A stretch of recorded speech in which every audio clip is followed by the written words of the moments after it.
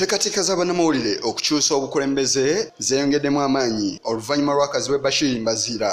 Ono nga munnamawulire akola ne Vision Group okulaga obwagazi n'aggyayo empapula okubeera nga yeesimbawo okubeera pulezidenti w'ekibiina ekibataba ekya Uganda Journalists Association. Ono enkya ya leero aggyayo empapula era nga avunaanyizibwa ku mirimu mu yafeesi y'ekibiina eky'abannamawulire mu Uganda ekya Uganda Journalists Association. Robert Kiyemba yamukwasiza empapula zino. Ono oluvannyuma lw'okukwasibwa empapula ategeezeza nga bazze okulaba nga atabaganya bannamawulire mu mbeera eri wakadde kano.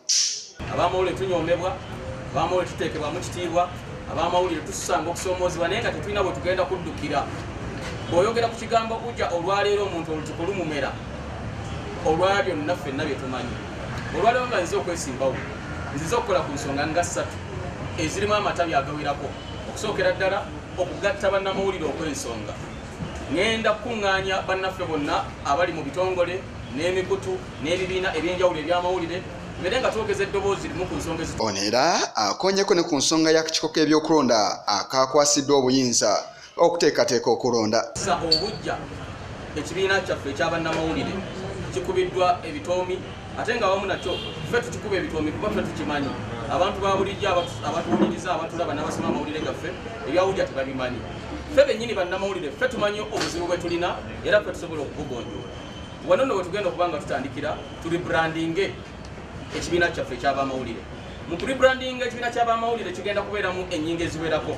Emu ku nnyingo kwe kutuula n'okwekenneenya obubaka bw'amateeka mu kibiina ekyawujja. Okulonda kw'abannamawulire kusuubirwa okubeerawo ssabbiiti ejja ng'ennaku z'omwezi 10 omwezi gwe tulimu era nga kusuubirwa nti kwakuyindira ku Tick Hotel e Kawempe. Bannamawulire abatali bamu boogeddeko ku bukulembeze bwe beetaaga mu kadde kano. Ekibiina ky'abannamawulire mu Uganda, Bashir ayogedde ku nsonga engeri gy'agenda okulwaniramu munnamawulire. Tubadde tufuna obuzibu nga bwannamwe bwemulaba ne tutuwulizibwa poliisi netusamba nga bweyagala naye okujjako nga kyeki era musaba agende mu universities agende mu institutions zonna ne media houses zonna akunge bannamawulire abategeeze omugaso gwaki gwawujja era naye kama kwogera nesimbyewo njagala nnyo bannamawulire naffe tufune mu kino ekyogerebwako nti keeki y'eggwanga. Abantu ba booda bafunye mu kintu ekigenda mu maaso ab'obutale ne bafunamu ffe ensimbi ezaffe bwe ziweerezebwa tetumanya wawuzidda. Ekisaanyi ky'abakulembeze abaliko kyaggwako dda era nga Kagolo Robert y'abadde omukulembeze n'amyukibwa Kigondo, Bayola Moses n'abeera omuwandiisi n'ebifo ebirala. Abantu abalala abatunuliddwa okuggyayo empapula ku bwa pulezidenti kwe kuliko Agnes Nanduto akola n'omukutu gwa Nation Media Group awamu Simon Kagwanjala akola ne Next Media, Bayola Moses abaddeko, Kabuye Ronald, Mukose Arnold Anthony, Dan Mukisa n'abalala bangi.